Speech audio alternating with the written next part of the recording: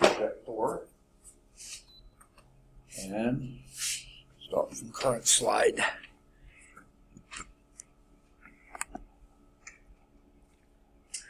All right. Sorry about being a little late getting started today. I had only 45 minutes at lunch, and not even that, really. And I was on my way to my office, and I got stopped in the hall. Someone was talking with him. So finally got that taken care of. Tried to cram down lunch, and right before I was going to leave, the phone rang. So, one of those days. Okay, my memory is, any questions before we get started today? None? Okay. In Chapter 10, conics, parametric equations, and polar coordinates, we did a little bit on conics just to get you used to it and familiar with it. Then we did some parametric equations in 10.2, plane curves and parametric equations. And then in this section we're doing parametric equations and calculus, which I thought all along that's what we were doing. But anyway, example 3 is where I have that we picked up today, right? Yes, sir. And this is one that says see larsoncalculus.com for an interactive version of this type of an example. And here is this curve. It's called a prolate cycloid. Okay? I'm trying to figure out what the term prolate means. I can't think of anything, but anyway, here it is. And here it's given by x is equal to 2t minus pi times sine t, and the y is equal to 2 minus pi cosine t. Now, it looks somewhat akin to the cycloid problem. I guess that's why they call it a prolate cycloid. But there's certainly difference in how it appears here. It crosses itself at the point 0, 2, as shown in the figure that you see right there. And it says find the equation of both tangent lines at this point. So there's 2 tangent lines. They've drawn them in blue here, and it says find the equation of both tangent lines. So how in the world would you begin this?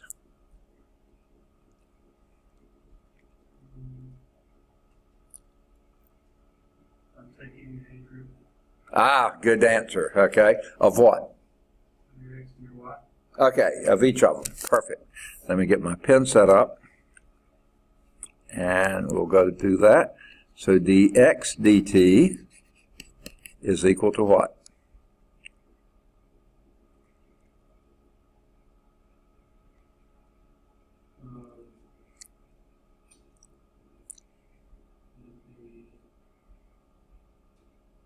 There. I'm thinking. Okay, but before you even get to the pi, Yeah. Oh, yes. huh? 2, okay, minus, 2 minus negative pi is constant. yeah, pi is a constant, so write it down.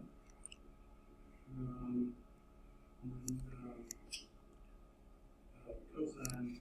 Cosine t, perfect. All right, let's do the dy dt then, and that would be what? Will be negative pi. Negative pi, negative sine. Yeah, so negative times negative positive pi sine t. All right, so we have our dx dt and our dy dt, and how do we get the dy dx? That's going to be the slope of the tangent line. Looks like here it's dy dt over dx. That's it, dy dt over dx dt. And that would be, I think I'll write it on the line below it, 2 minus pi cosine t. Oops, it's pi minus, sorry, I wrote the wrong one. Pi sine t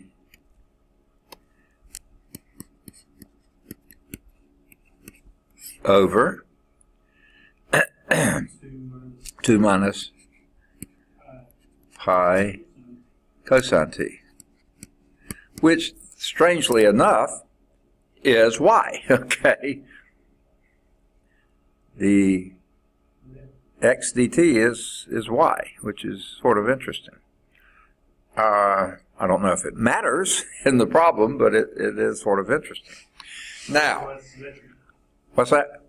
That's why it's symmetric like that. Could be. Now, I think the main reason there is that y is a even function. Okay? Right? Because 2 is an even function and cosine is an even function. So, therefore, that's what's in the numerator here, and that makes it, I think, symmetric across the y-axis. Okay? And I may have missed this, but how are we plugging in? I mean, why do we have two different functions? Like, usually it's like where you have your x and that equals your y, but now we have two different functions. That's what parametric equations are. They are equations with in this case, a single independent variable, but two dependent variables. The x's and y's are both dependent on t, as you see up there, but then when you're doing the derivative of y with respect to x, you have to do it with respect to both of those to basically kind of try to eliminate the t. Now, that's what I was puzzling with here. What's the next step here? That is your dy dx. Now, there's a couple ways that you can approach this, okay? And I can see what they're doing here. This is your derivative at any point x. Anywhere on that curve, that's your derivative. Now, and they showed on the curve that it goes like this. So from negative infinity is way back here to something comes around and goes back to a positive infinity. Well, there's obviously two t's where this crosses. One when it's coming in this way, and then another when it's going out that way. So what we need to do is identify those two t's. And what you need to do that is where you know that the point in common is 0, 2, so x has to be 0, but I think I'd start with the y there. And let's solve that equation first and see what value of t will make y equal 2. There will be two of them, but let's get one of them. At least we'll have a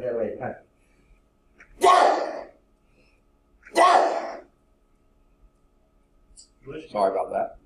Actually, there's an infinite number of them. Let's pick the two values that would make t equal 2, y equal 2, but make x equal 0. Okay, let's see if we can do that. The reason I chose this is there's only one t here, so let's do that first. So we got y is 2, so 2 is equal to 2 minus pi times the cosine of t. Okay? Obviously here, okay, what would you do first? Subtract the t. 2. Do what? Subtract the 2. Okay, subtract the 2 from both sides. And what does that give you? 4, Yeah. I think that just dropped the temperature here is why I started sneezing, but I don't know if that's the case or not. So what we have here is 0 equal negative pi times cosine t. So the question is, and pi is never 0, so you need to identify the places where cosine of t, what values for t would make cosine 0. And that's pretty straightforward. What values of t make cosine 0? Pi halves. Okay, pi halves would certainly be 1. So t equal pi halves plus n pi. Because think of the cosine curve now. It starts at 1, goes down to 0 at pi halves. You nailed that one. And then back up again at 3 halves pi, and that's exactly 1 pi apart. And then another, so they're exactly 1 pi apart, including over here at negative pi halves is exactly 1 pi away from the previous one. So it's pi, n pi's away from each other. All right. Now, let's go here and put in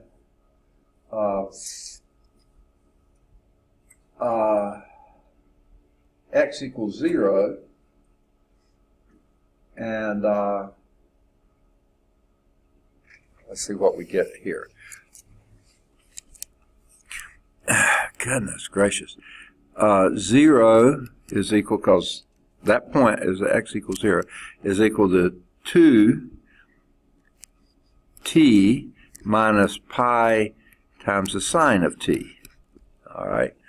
Now that tells us that 2t is equal to pi times the sine of t. Okay. Now, let's just try, say, Wouldn't it be negative 2t? no, I moved this. I'm sorry, it should be. I moved this to the other side. Oh, yes, sir. Yeah, I like to keep things positive. Okay. All right. Now, let's try some of the t's to see if any of them work. The first obvious one is pi halves. So 2 times pi halves, is that equal to pi times the sine of pi halves? What is the sine of pi halves? 1. Okay, so this would be 1, and this would be, this side would be pi, that side would be pi. So pi halves is certainly one of them. So t equal pi halves.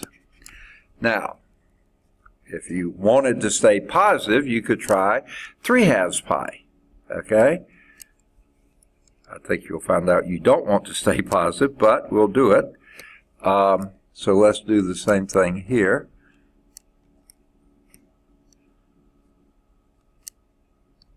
Okay. All right. 2 times 3 halves pi, is that equal to pi times the sine of 3 halves pi? Well, this would be 3 pi, right? The left-hand side would be 3 pi. The right-hand side, that would be a negative 1, is equal to negative pi. No, it isn't. And any greater thing is just going to get worse and worse and worse. So let's go back and use the negative pi halves. Okay?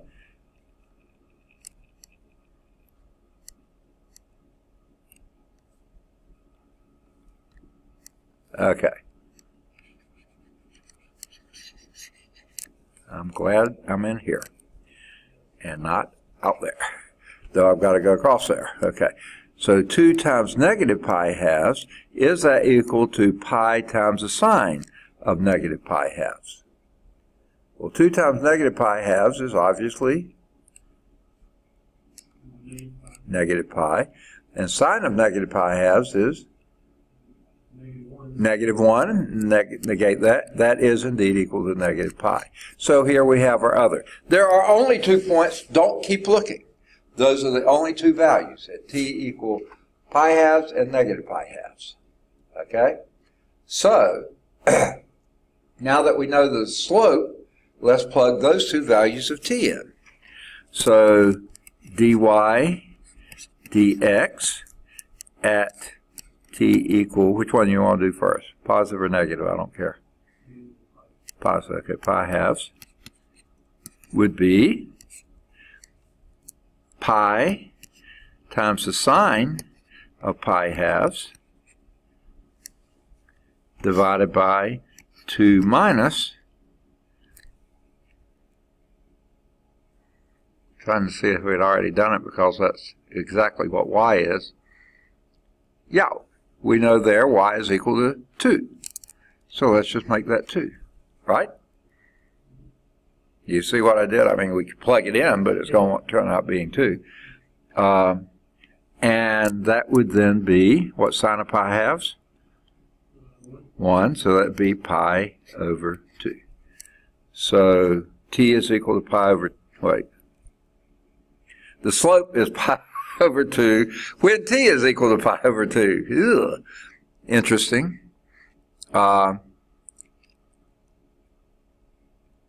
Okay. Then, let's plug it in the negative pi halves. So dy dx when t is negative pi halves, that would be pi times the sine of negative pi halves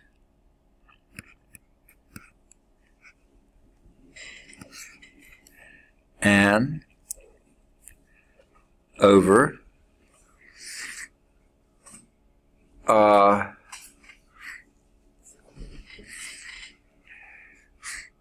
goodness, my nose is running like crazy. I think that's 2 again, isn't it? Because cosine of minus pi halves is also 0, so that's just 2 again. And what's strange enough, the derivative there is negative pi halves. Wow, that seems bizarre, doesn't it? It almost makes me think I'm doing something wrong. Okay, it's coming in. Yeah. Why is it? Yeah, I guess that's where I was. Okay.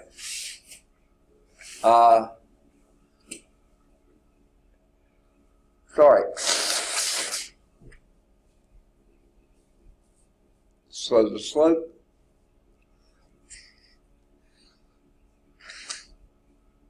at t equal pi halves is pi halves, and the slope at t equal minus pi halves. And now let's get this right. Remember, we're coming in this way, and the minus pi halves we hit first, and sure enough, that's a negative slope, and so we think that was a slope there, and then coming around, you get the pi halves going out this way, and that's a positive slope. Now, the value we don't know about yet, but at least the signs are right, SIG and signs. Okay. And they both should be equal too, shouldn't they? Since there's what's that?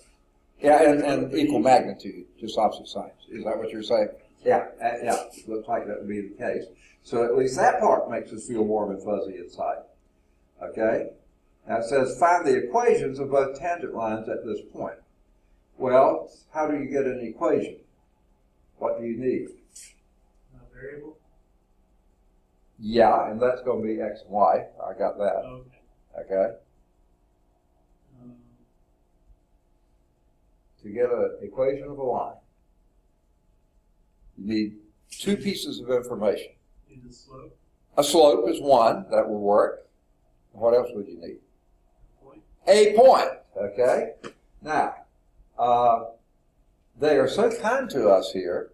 The point that we know that's on both of those curves is 0, 2. 0, 2, which happens not just to be any old point. That's a Crossing. 0 for the what? We have x. yes, which gives you your y-intercept. y-intercept. So not only do we have a slope and a point, we have the slope and the y-intercept. And that's really the easiest equation to write, isn't it? What is that form? Yeah. Y minus. You don't need now that's the point slope. If you want to do that one, we certainly can. Okay? But the slope intercept is even easier. Y is equal to mx plus b. Yeah, Right, okay? Now, the y-intercept, the point slope will work too. Y minus 2 is equal to mx. M times x minus b will be a 0. So, mx, and then add 2 to both sides, you come up with the same thing. Y is equal to minus pi halves x, and y is equal to, plus 2, and y is equal to positive pi halves x plus 2, because the y-intercept in both cases is 2, and the slope is either minus pi halves or positive pi halves. Okay? We know they both intersect at 0, 2. So how did you handle the plus or minus? Okay, I put a minus in for the slope in this one, and a positive for the slope in that. Oh, so it's just two separate. Yeah, two different You equations. could say plus or minus. What's that?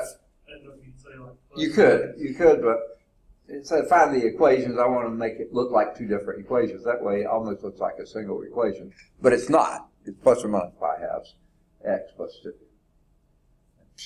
Okay, like that. All right. Let's see what they did and if they got it right. All right, I'm going to, well, I think I can just go to the next slide. Because x equal to 0 and y is equal to 2 when t is equal to plus or minus pi halves. Boy, they just did that out of the blue, didn't they? Okay. But we figured it out and found out that's indeed true. Dy dx is dy dt over dx dt, which is just like what we did. Pi sine t over 2 minus pi cosine t. You have that dy dx equal minus pi halves when t is equal to minus pi halves, and dy dx equal pi halves when t is equal to pi halves. Strange but true, okay? And so then you plug those into your, and they did the point slope formula just like you were going to do, y minus 2. I thought, this is a y-intercept, make it easier on yourself. But you get the same thing, which would be, oh, they left it. They left it like that. I can't believe it. Add 2 to both sides, you got what we did. Y is equal to minus pi halves x plus 2, and y is equal to positive pi halves x plus 2. Okay, those are that's perfectly good the way they did it here. I would have never guessed they would leave it in that form. I mean, I would solve for y, but that's me. Okay. All right, good deal. They did that in the book too. Yep, they did. Amazing. All right. Now we're moving into arc length, okay?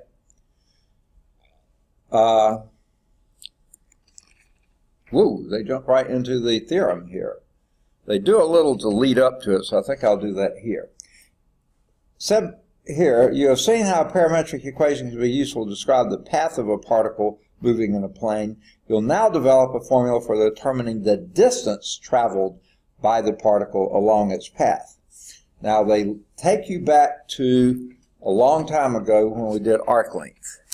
And we said S is equal to the integral from x0 to x1,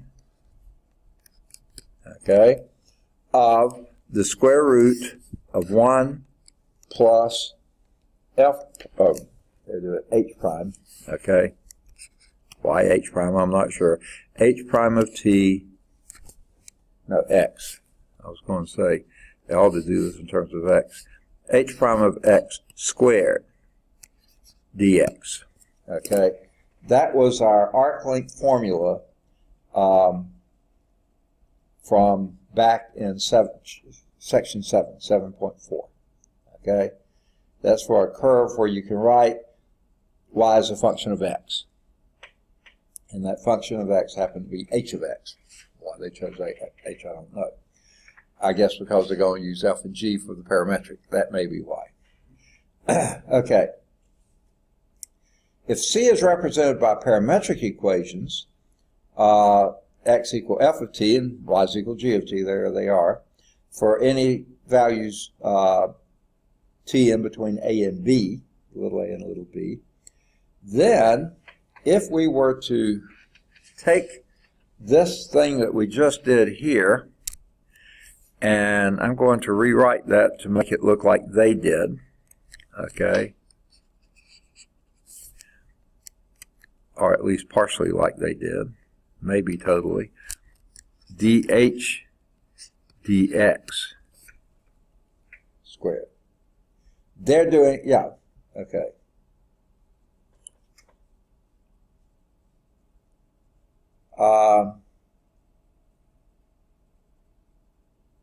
No, okay, they did they did this thing too. Except they changed the h to a y, and yeah, that sort of drives me nuts. But the reason they do that,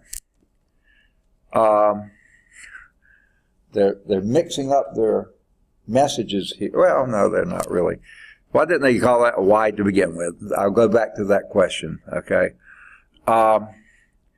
And this, then, they're saying is the integral from 0 to x sub 0 to x sub 1 of the square root of 1 plus, but what is dy dx? But dy dt over dx dt squared.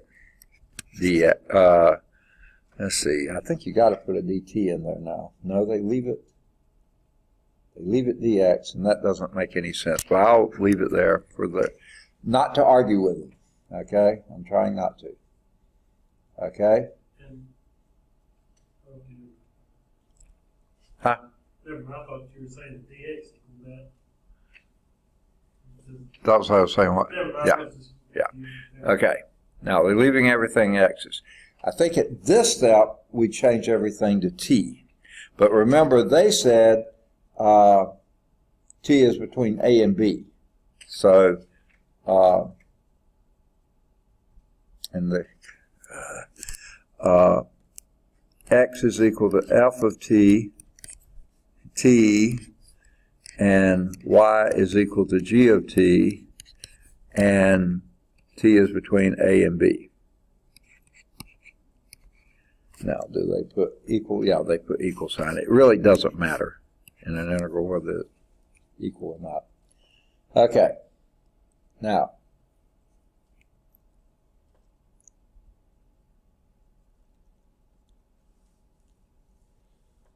and they put one more little caveat here. dx dt, they say, has to be, how did they say it? Yeah. That is f prime of t, right? Take the derivative of this with respect to t, you get f prime. And that this has to be greater than or equal. I think it has to be just greater than 0, not equal to.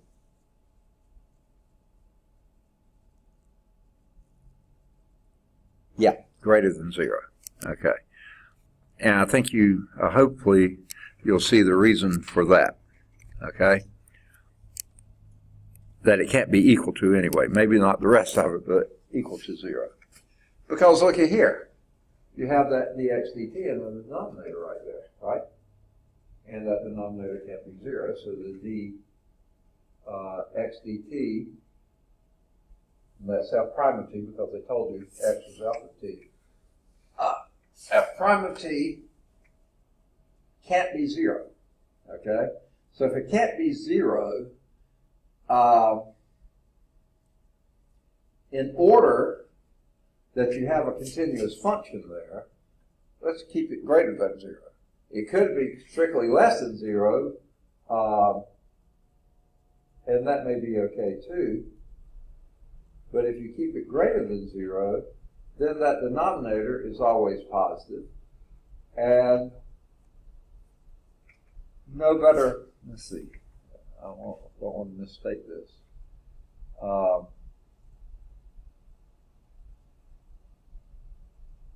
I almost want to say that the dy dt is going to have to be greater than 0 too, but they haven't stated that.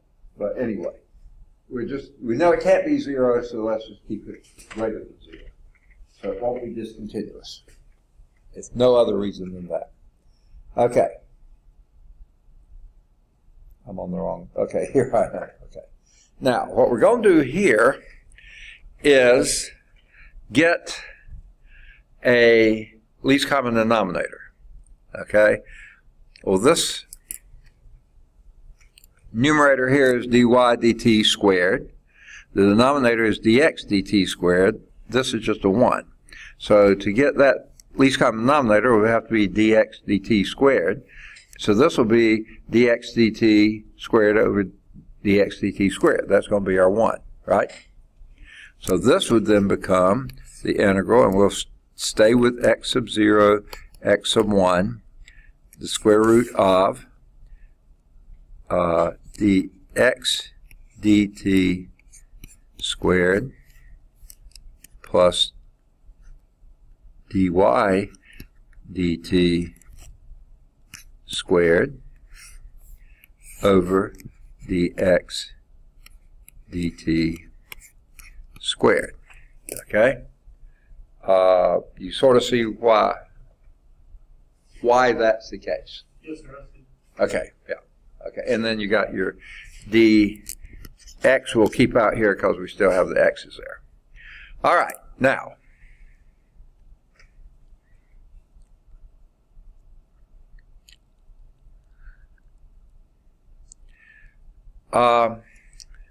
that denominator is a perfect square, right? You okay with that? Yes. Okay, so let's take that out of the square root and just put it in the denominator. And then what we're going to do, because it's in, that would be a dx dt, so here's that step. I'm still in x sub 0 and x sub 1. And that will now be the square root of dx dt squared plus dy dt squared, okay? And then that denominator we pulled out to be a dx dt, because it was a dx dt, the square root of a dx dt squared. So that gets out from under the denominator and loses the square. They undo each other. And this is dx. Well, if you're dividing by a dx dt, that's kind of like multiplying by a dt dx, isn't it? Ooh, and there goes your dx's. So now you're left with, now this is where you have to introduce this, your a and your b. This was the case from x equal x0 to x1. Well, that covers the same ground as t equal a to b. So t going from a to b of the square root of, I want to just say f prime. They keep, well, they do. They take it out. Okay. I'm going to do it a step sooner than they do. F prime of t squared plus g prime of t squared times dt. All right. Now,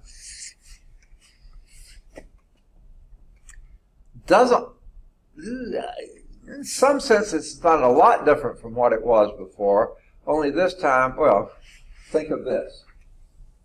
Think of this as representing dx dt squared. I mean dx squared, which is just 1. So that would be, you know, and that's really sort of where it came from, because we got that from the Pythagorean theorem of delta y's and delta x's, and that's what the arc length is approximated by. Well, we're back to that same thing now. F prime squared, g prime squared. And frankly, what that is the square root of your change of f, slope of f, slope of y, you know, and the square root of that. So this, indeed, is your arc length formula, I think. Okay, let's make sure we've got it right. Here it is, the arc length in parametric form. If a smooth curve, now remember what smooth curves are. Number 1, continuous. No gaps, no breaks, nothing else, no holes. Excuse me. But the other thing, no corners, no cuts. Smooth and continuous. If a smooth curve C is given by f x equal f of t, y is equal to g of t, such that C does not intersect itself on the interval from A to B. It doesn't do like that prolate did, prolated cycloid, can't intercept itself, okay? Except possibly at the endpoints. We'll let it do it there, but nowhere else, not in the middle, okay?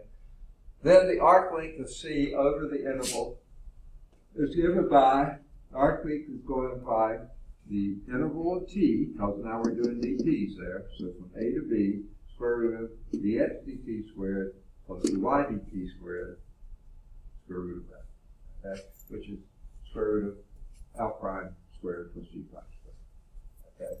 So there's your arc length formula. And hopefully not a terribly hard thing to remember, okay?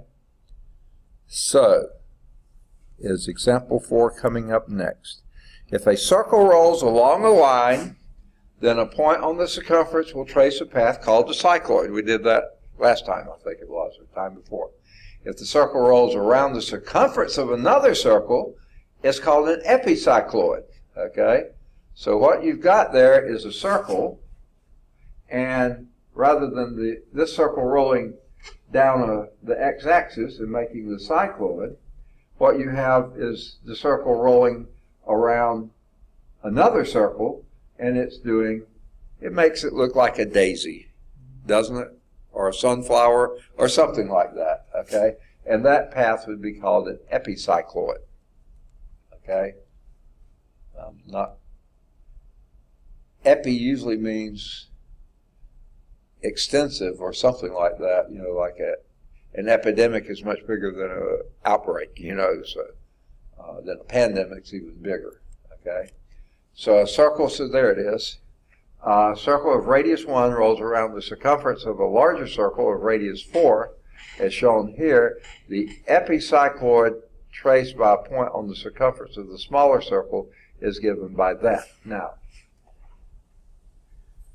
I hope it wouldn't take too much convincing to remind you that if the radius 1, and this is the radius 4, obviously the radius is a 1 to 4 ratio, but also because the circumference is pi times the radius, 2 pi times the radius, is also a 4 times, because the 2 pi cancel out. So that's 4 times the circumference. So therefore, by the time this rolls around one time, you've gone a quarter of the way around the circle, and then another, and another, and another, so 4 times. Because this is one complete rotation of this circle, and you've gone a quarter of that circle, and another rotation will go halfway. So, I'm going the wrong way. No. It's looking at this. We haven't gotten there yet. The epicycloid traced by a point on the circumference of a smaller circle is given by, and they just give it to us, x is equal to 5 cosine t minus cosine 5t, and the y is given by 5 sine t minus 5 sine of 5t. Okay? Now, I can't come up with an easy way to say, and this makes perfect sense that would be the case. I can't. Okay, especially since it's a 4-to-1 ratio, and that's a 5, right? So, okay. Find the distance traveled by the point in one complete trip around the larger circle. Okay? Now, I want to be incredibly lazy. Is that okay? Yes. Okay, thank you. I was going to be. But, one trip around is going to be 4 lobes, right? So why don't we just do one lobe and multiply it by 4? Okay? Now, one lobe there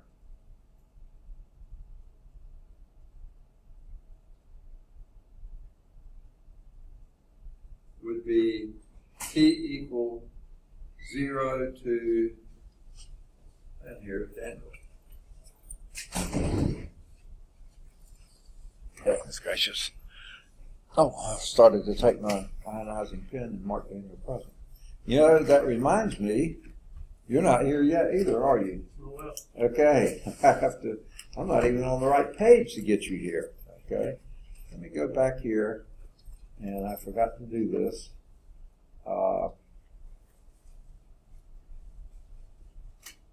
Clark is present, and Daniel is present. Okay.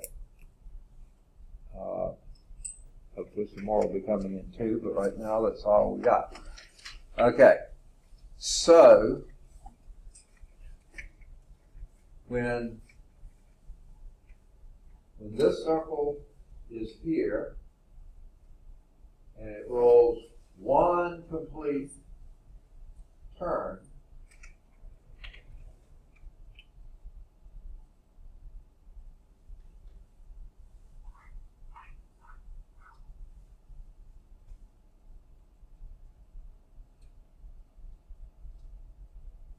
seems like to me one of these two has to be,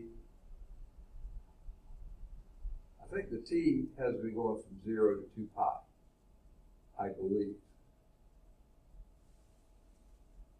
I'm not really certain on this because it looks like to me,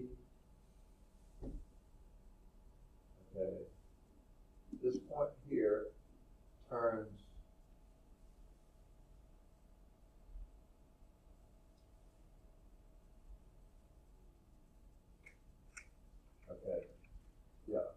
it would turn this far here, it starts here, turns this far here, that far there, and that far there.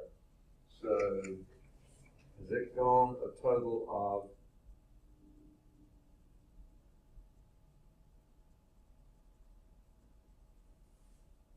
2 pi? It kind of doesn't look like it has, because it's only gone from there to there. That seems like that would only be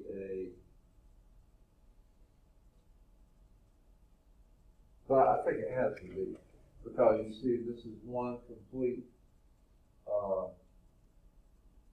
as this is rolling here, this is one complete roll here, which would be 2 pi. It looks like to me it has to be.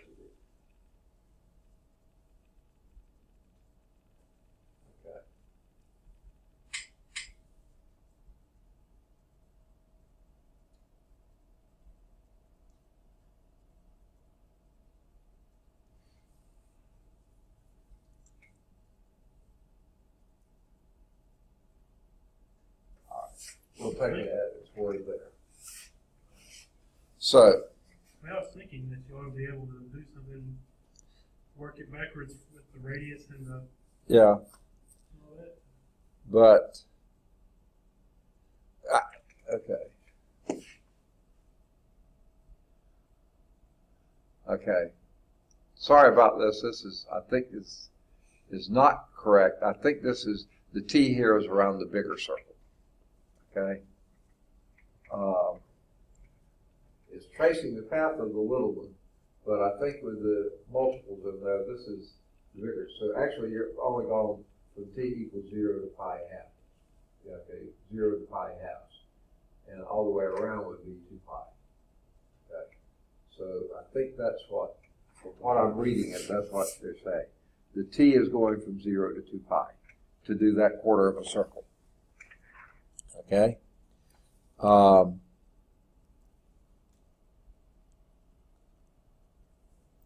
By the way, the arc length of the arch of a cycloid was first calculated in 1658 by not a mathematician, by British architect, well, and mathematician, Christopher Wren, which, if you know that name, he is famous in Britain, I think in all of Europe, for his architectural style. He was way ahead of anyone else in his field, okay? Famous for rebuilding many buildings and churches in London, including St. Paul's Cathedral. I can't remember in my history Sorry, I got something stuck in my tooth. Why 1658?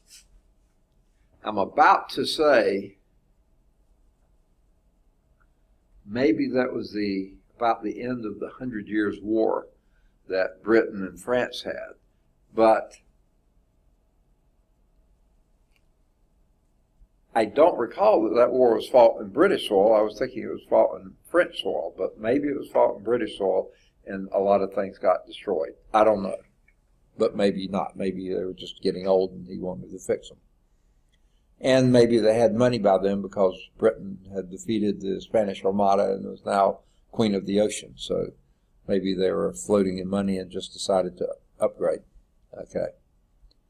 And it says, solution here, before applying theorem 10.8, note that figure 1033, that the curve has sharp points when t is equal to 0 and pi halves. So you see the t is the measure along the big circle, not the little circle. Okay? Between those 2 points, dx dt and dy dt are not simultaneously 0. So the portion of the curve generated from t equals 0 to t equal pi halves is smooth, and to find the total distance traveled, we can find that distance and multiply by 4. So that's what we said. Okay. So, this is bugging me. All right. So, what we're going to do is the arc length is going to be 4 times the integral from 0 to pi halves. That's our a to b. That's what t is varying by. Now, what goes down here? Arc length.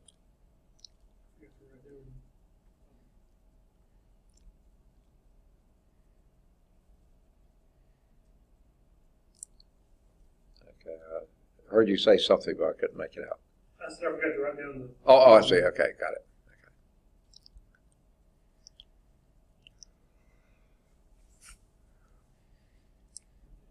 What goes in the house?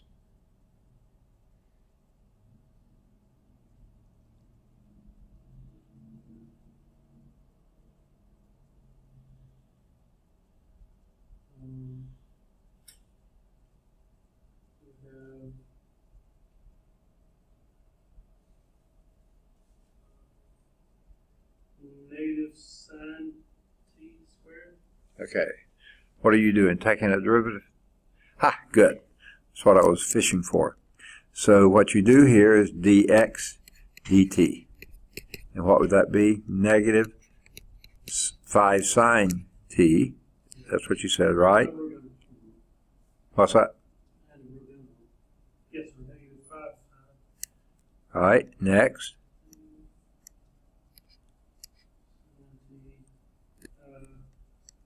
Plus sine 5t. Plus what? Plus sine 5t. Okay. Plus, Then you have a 5 in front for the chain rule, right?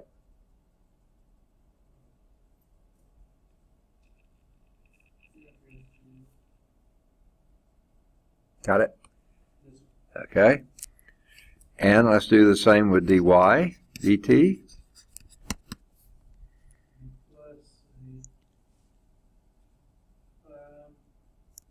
cosine. Okay. Did you say 5 cosine? Yes, sir. Okay. Minus 5 cosine 5t. Okay. Yeah, I don't know why I put a horizontal line there. Okay. Goodness gracious, my head is going crazy on me. Plus, no, minus, right? Okay. Yeah, I want everything to erase.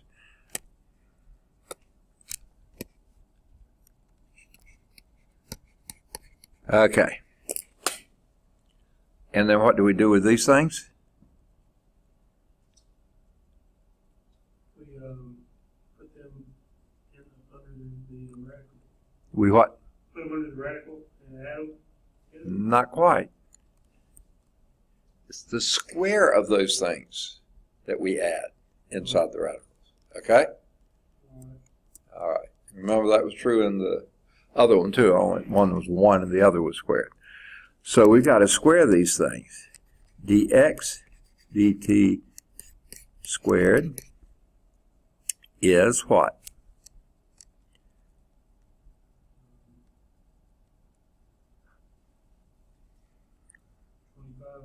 25. Negative 25. I don't think so, because when you, yeah, right, yeah. At least this term is just 25. What?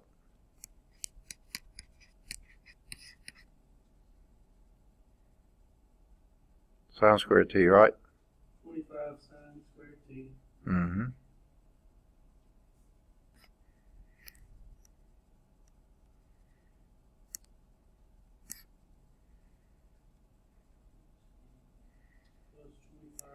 Plus 25.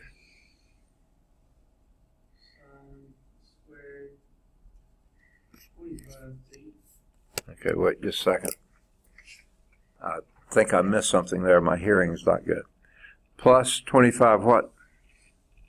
Plus 25 sine squared 25t. Okay, yeah. I think it wasn't necessarily my hearing. Okay. Now you're squaring this thing, right? Mm-hmm. Then you square the first. We got that, right? Mm-hmm. Twice the product of the two, remember? Squaring a binomial?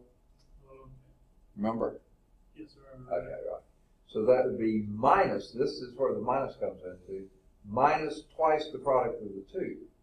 Well, the product of the two would be a minus 25. Twice that would be a minus 50. So it would be, I was thinking you were going on to the last step, so I was going to go along with you.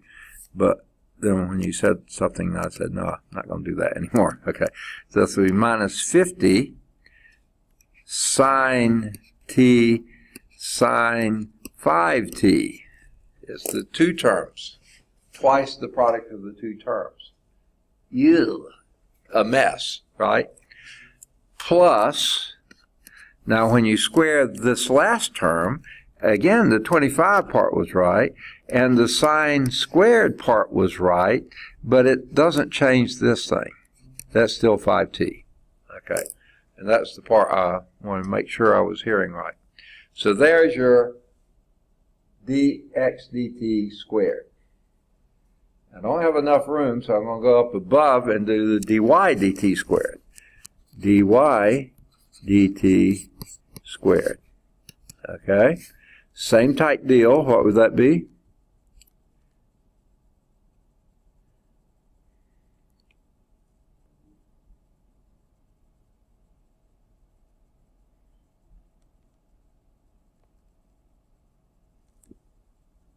How would it start?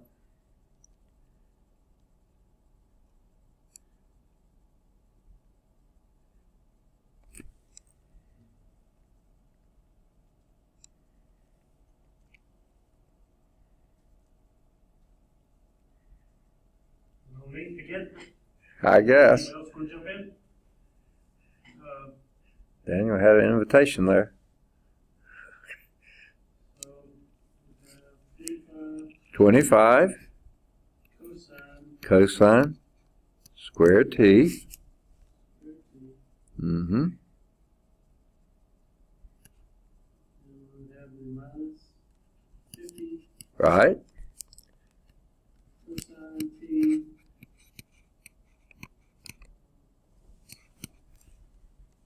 Cosine 5t, right? Cosine 5t. And then We have plus 25 cosine squared Got it. All right. And then what are we going to do? We're going to take those two squares and add them together, right? Okay. Now let's be sort of smart about this. Let's do it kind of in our heads first. Okay. We're just adding them together. So, okay. And notice here, in this one you have a sine squared 25 sine squared t plus a 25 cosine squared t. What does that add up to?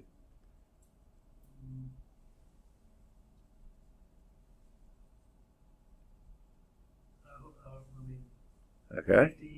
No. That would be a 20. I'm going to pull out the 25 and just have a sine squared t plus cosine squared t. They each had a factor of 25 of them. I'm just going to pull them out. And what sine squared t plus cosine squared t? 1. Okay, so that goes to 1. So this is a 25 here. That's all, folks. Okay, so I'm going to write down all this other mess. Okay, now the next mess I got to do. Okay, but let's jump to the last mess. And that's a 25 sine squared 5t, and a 25 cosine squared 5t. And what does that add to?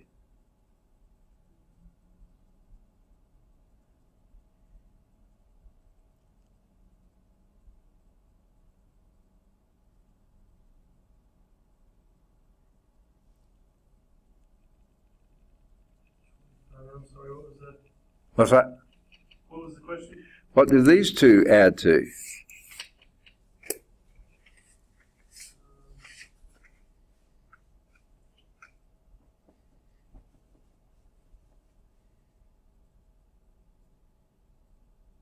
Factor out another 25.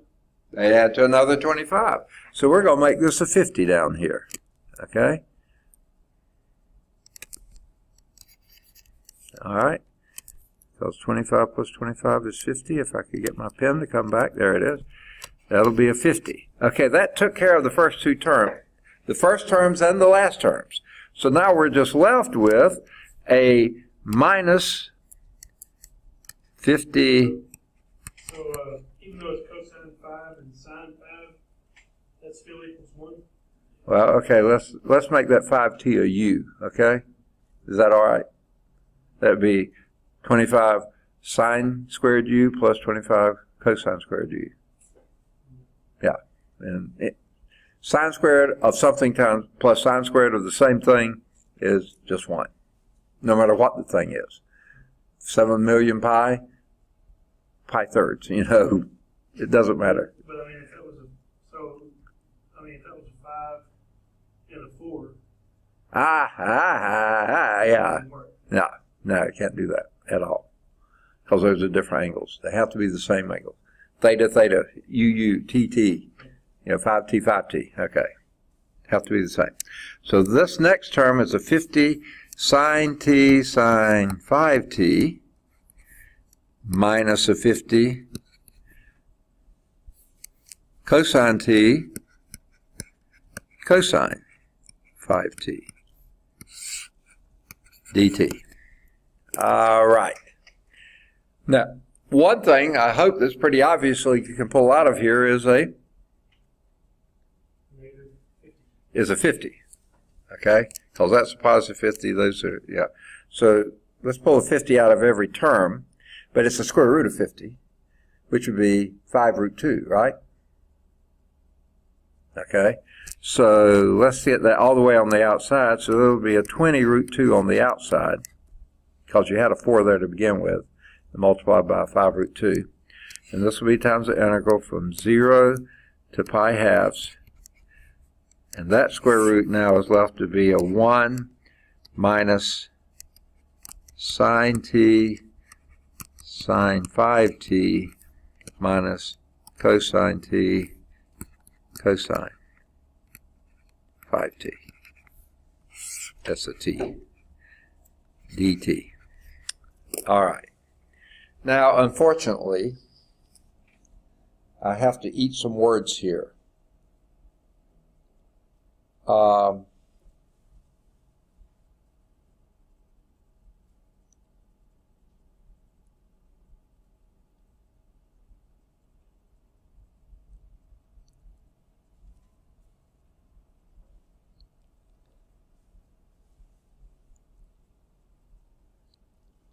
And it drives me nuts that they do this. Okay? They just say difference formula for cosine. What?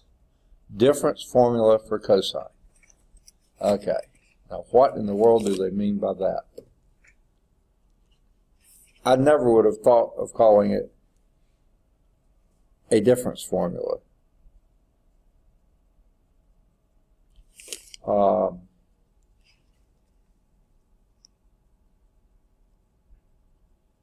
But I think what they're doing is, if you go to the front inside cover of your text, okay, to do either one of you have a text?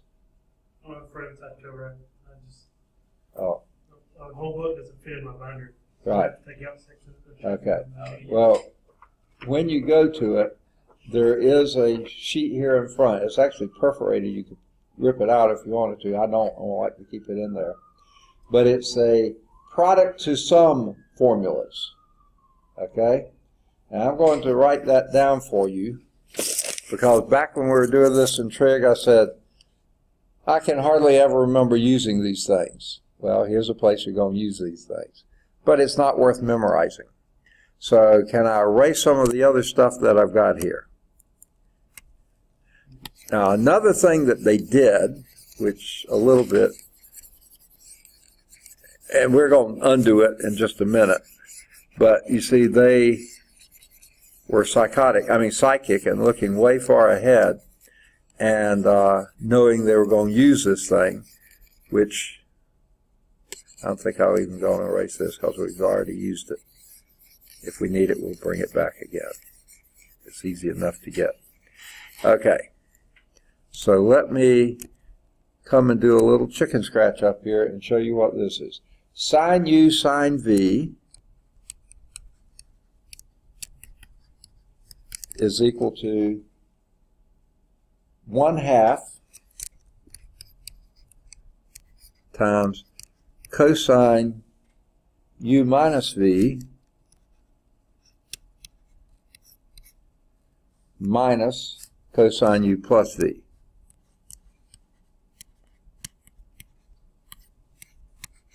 Okay? And at the same time, we'll do this one. Cosine U, which is what we have here, cosine V. That product is 1/2 cosine U minus V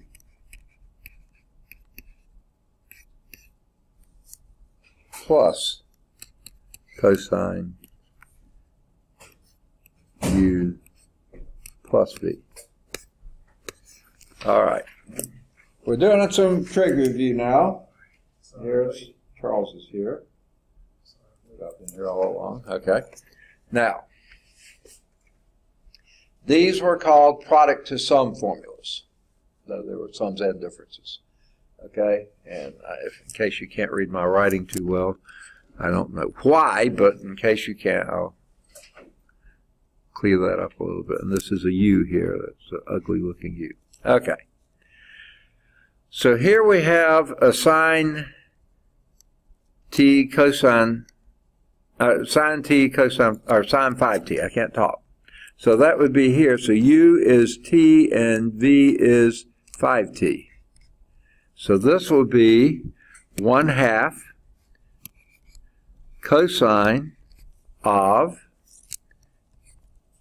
U minus V. Well, that's going to be minus 4t, right? Yay or nay? Okay. Minus cosine of U plus V would be 6t. Got it? Okay. And similarly, again, U is t and V is 5t. Cosine blah blah t and cosine 5t would be, and again you have a 1/2 out front, And that would be cosine of minus 4t plus cosine of 6t. Right? Now, just a little bit of a also review thing. Cosine is an even function, right?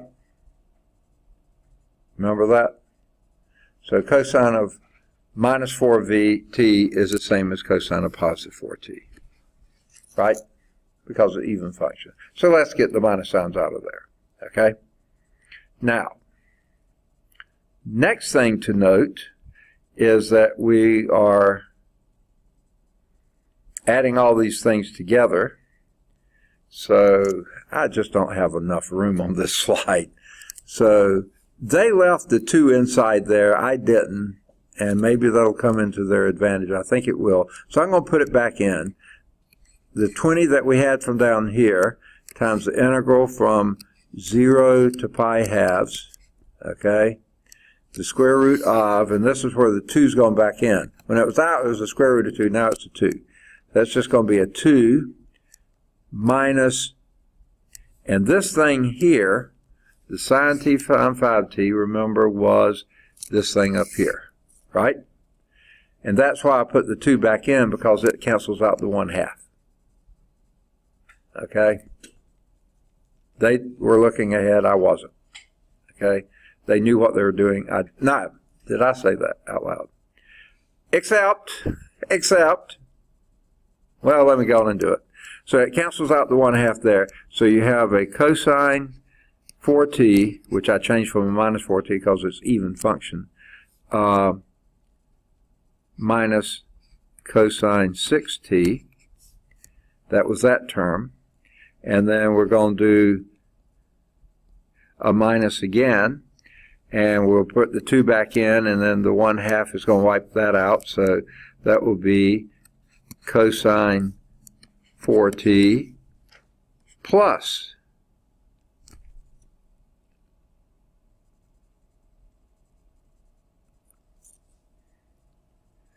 wait a minute. I want to make sure I'm doing this right.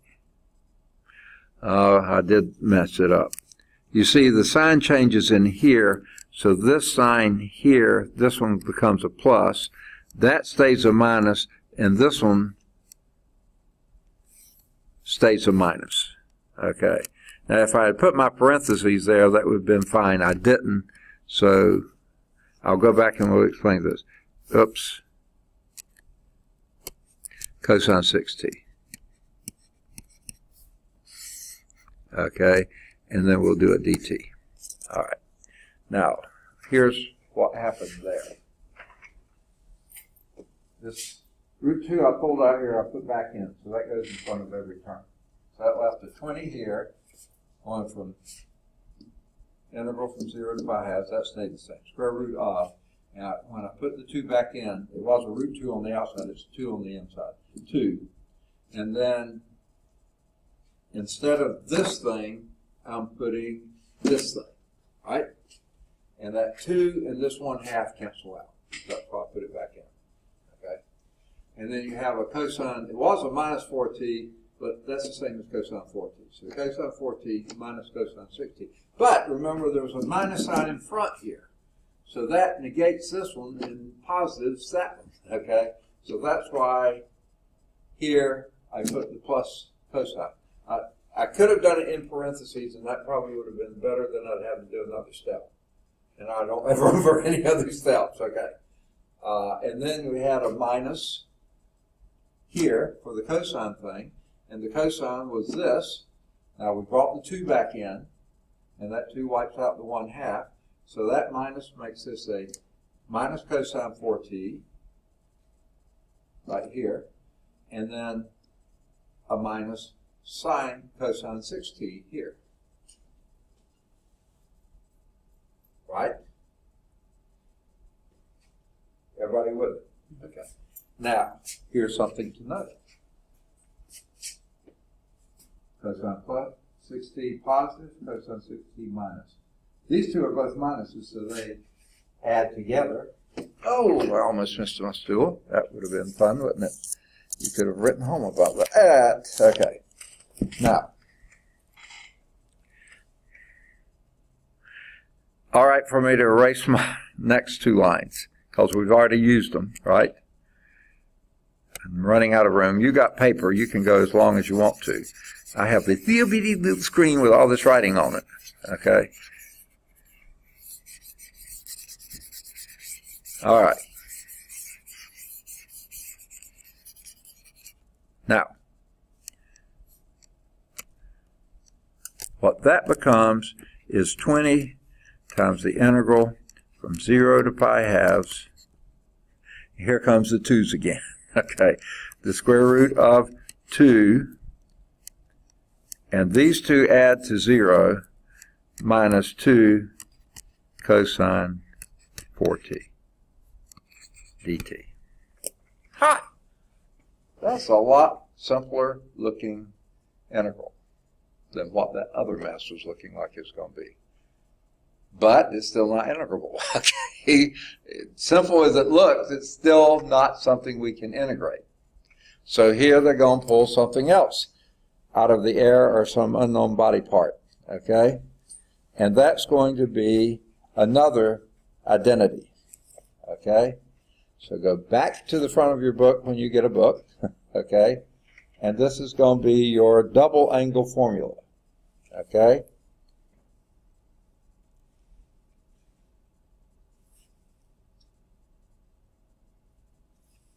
Make sure.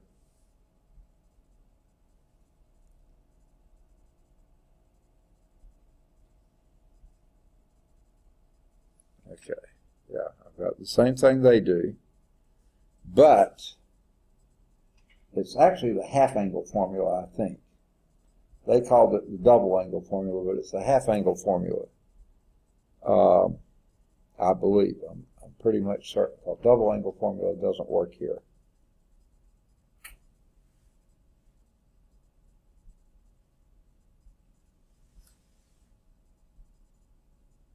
It's the half angle formula, which they don't give in the front of the book directly, so I'm going to have to give it to you.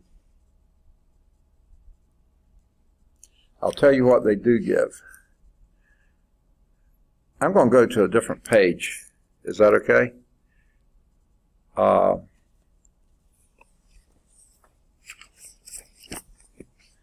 going to write down, this has nothing to do with, did I go backwards or?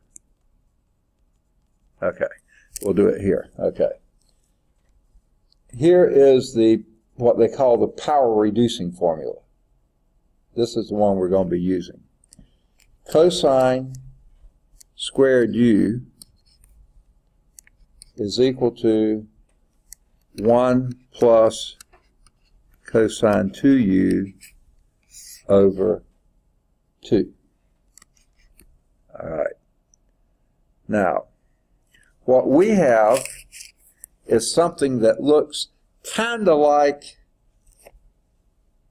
I'm sorry, I'm using the wrong one. It's sine squared. And so they were sort of right, kind of, on theirs, sine squared. Okay, that's the one we want, because it is 1 minus cosine, and that's what we have. 2u over 2. Sine squared u is equal to 1 minus cosine 2u over 2. All right. So what we're going to do here is multiply both sides of the equation by 2, and that wipes out those. Okay. And that gives you a 1 minus cosine 2u. Okay. Now we have a 2 minus cosine 4u, or 4t. Okay. And how do you reconcile that? I'm not completely sure. Okay.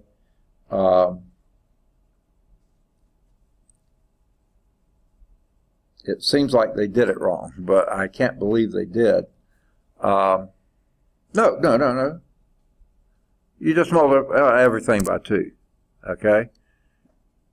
So let's multiply it by 2 again and make that 2 minus 2 cosine 2u, and that'll make this 4 sine squared. Okay? We did it twice. So they're okay now. Okay? Now, I think what I would have done is not do that, pulled out the root 2 again, but it's okay. You know, they did it that way. Okay. So let's go back. This is 4 sine squared u, except our u is, okay. Let's go back here. What we have is this, 2 minus 2 cosine 4t. We have 2 minus 2 cosine 2u. So obviously the u is 2t. Okay? So then this will be 4 sine squared 2t. So this becomes 20 times the integral from 0 to pi halves times the square root of 4 sine squared 2t. Did I do that without losing? Okay? Let's go back and see. 4 sine squared 2t, and that was 2, yeah. Believe that's right. All right.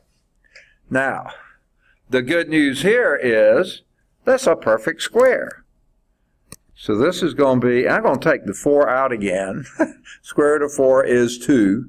So that's going to be 2 times 20 is 40 times the integral from 0 to pi halves of, and when you take the square root of sine squared 2t, that's just sine of 2t dt. Did you ever think it was going to get that simple? Oh, look how many complicated steps it took to get it that simple. Okay. Now, can we do that integration? Antiderivative of sine of 2t. Anybody?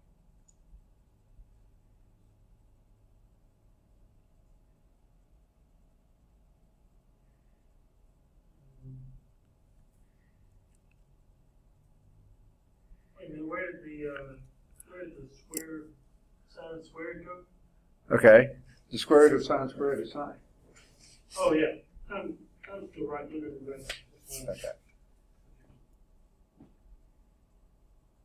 And the sine square of 4 was 2, and I pulled that outside and put it with the 20 and made it 40. Okay? All right so far? Yeah, now, I'd written down a radical and I couldn't figure out yeah. Yeah. All right. Now, what's the antiderivative of sine 2t? Negative cosine 2t. You got it. Negative cosine of 2t, but we got an anti-chain rule to do too, right? Oh, yes. So that would be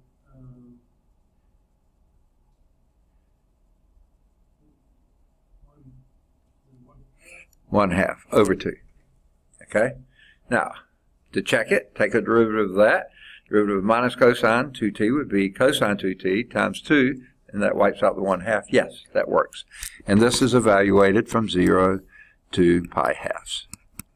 And if at first you're thinking, wait a minute, I can't have a negative arc length, can I? Because all this is the arc length, right? Remember that?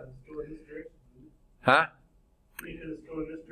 Well, no, the deal is, let's plug and chug before we get too panicky.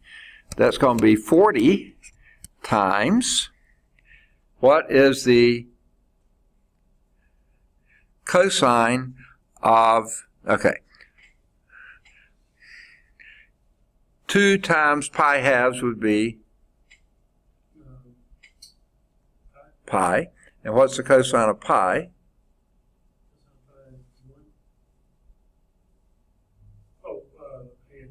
-1, right?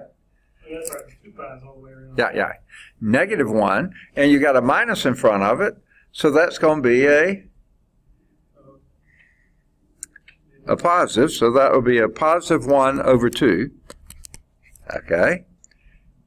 Minus, okay, 2 times 0 is 0. And minus a minus is a plus. And cosine of 0 is 1. So that would be a plus 1/2. So now we have, after much head scratching and pulling out the calculator, we see that 1/2 and 1/2 is 1. 1 times 40 is 40. And I sure hope that's what they got. Yes, it is. Good for them. Okay. Now, what a pain. But it just shows the importance of keeping up with formulas and equations. I'm not saying memorize those babies, because the odds are you're going to get a sign in the wrong place, SIGN sign. And then everything's screwed up. So look them up. If you were working for me, I wouldn't say, okay, I want this problem solved, but I don't want you checking any references. I want you to do it all from your memory. And if you get your memory wrong, the company is bankrupt, So, but I want it from your memory. So look them up. And sure enough, it is 40. Was that long enough for one problem? Arc lengths are never easy to calculate. They weren't back in chapter 7 or whatever that was, and they're still not. I think back then, if you recall, I said you have to come up with the functions that when you take the derivative and square the derivative and then add 1 to that, you got something that's a perfect square. Yeah, that's real easy to do. Okay. Yeah, right. All right. Now we're going to, okay, let's see how they did the problem, by the way. I'll erase, let me see if I need to. Yeah, let me erase that. Thought maybe I could get by with it out, but I'll erase it. Okay. Before applying theorem 10.8, the figure,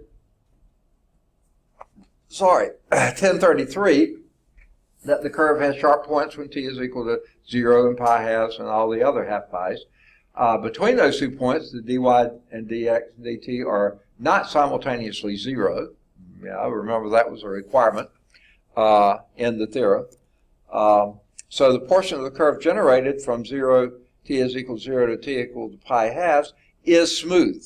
Okay? And we don't have to worry about at t equals 0 and t equal pi halves. There the derivative is not defined. But we don't have to worry. It's open interval. Okay? To find the total distance traveled by the point, you can find the arc length of that one portion, that one smooth portion in the first quadrant, multiplied by 4, which is exactly what we did. Okay. Now, so there's your arc length formula.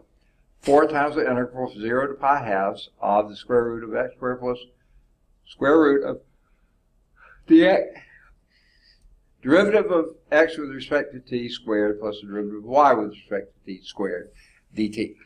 Okay, that's a parametric form of the arc length equation. And then we do the magic here. We already had done what dx dy dt squared was, and the y dt squared. Oh, and we put those in there just like that, which looks like it's going to be a real pain in the neck. Okay?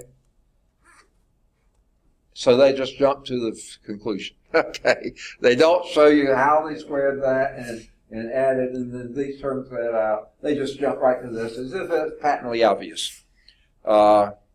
Calculus professors I remember say, and it's intuitively obvious that you go from here to here, and he said, no, nothing's at all obvious intuitively or not intuitively obvious, how you do that. Or they'd say, and the details are left to the students, Remember that phrase? Okay.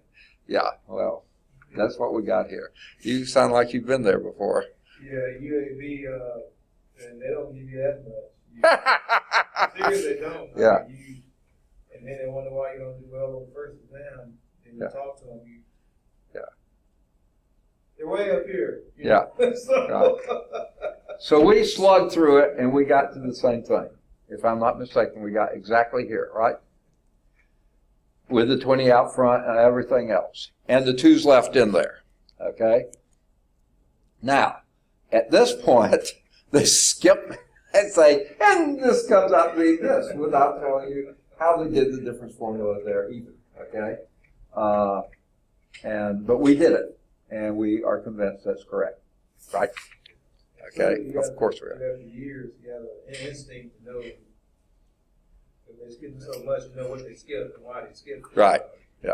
You're undergrad, how you figure that out? Yeah, exactly. If it's first time exposure to it, duh! Then web design doesn't even teach the same way the professor teaches it. Web design goes another way. So Oh, really? It doesn't help you out at all with the test. Yeah. You know, Which reminds me, did I give you all the code for WebAssign? yes, sir, you did. Okay, all right. I want to make sure I did. I knew in one class you had asked about it and gave it to you. I couldn't remember if it was this one or another one, but yeah, I've got them all. Okay.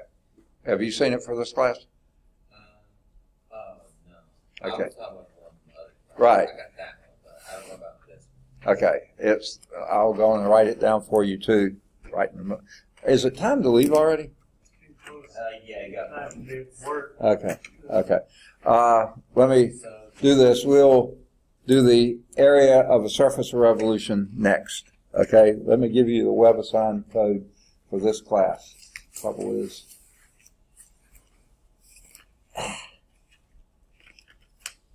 all right.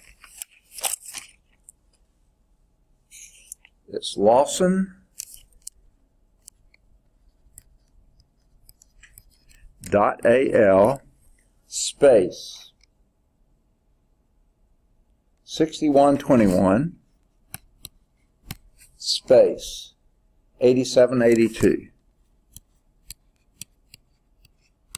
I have to keep looking because I have 3 different codes on this one page, and I want to make sure I'm giving you the right one. Okay. Now, I can't swear they've got all the sections in there they're supposed to have, because I think what they did, they copied from last term, and I don't know if they added the new sections that y'all are doing that they didn't do. But I'm pretty sure these sections should be in there. But if not, this will be good enough, I hope, for you. But you can use what you can. Okay. Yeah. All right. So we'll start next time, since we're out of time now, with the last page here, area of a surface for revolution. Homework exercises in 10.3 would be 5 or 7. They're both at Calc Chat. 5's at Calc View.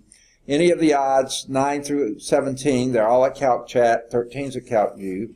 Any of the odds, 19 through 21, or either 19 or 21, they're both at Calc Chat. 19's at Calc View. Either 23 or 25, they're both at Calc Chat. Either 27 or 29, they're both at Calc Chat. 29's at Calc View. Do 31, it's a Calc Chat. Any of the odds 33 to 37, no, to 41, they're all at Calc Chat. 35's at Calc View. 43 to 47, they're all at Calc Chat. 43's at Calc View. And then, this is the new part for this time. 49 to 53, they're all at Calc Chat.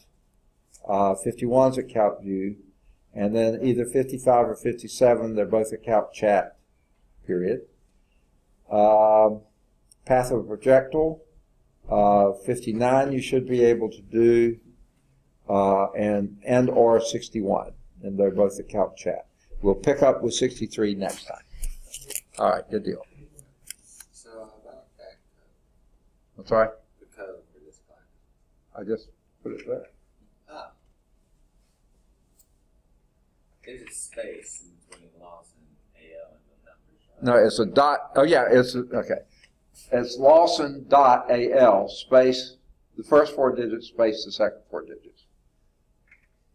Okay, Lawson.al space 4 digits space of 4 digits, right, exactly.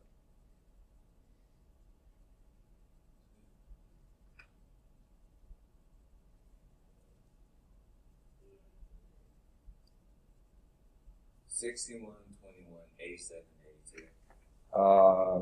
61, 21, 87, 82, that's correct. I sent you an email and a message and an announcement, that kind of stuff. It's out there too, so you can check it by that. Okay. And every course, it's been that. All right, so I'm going to close.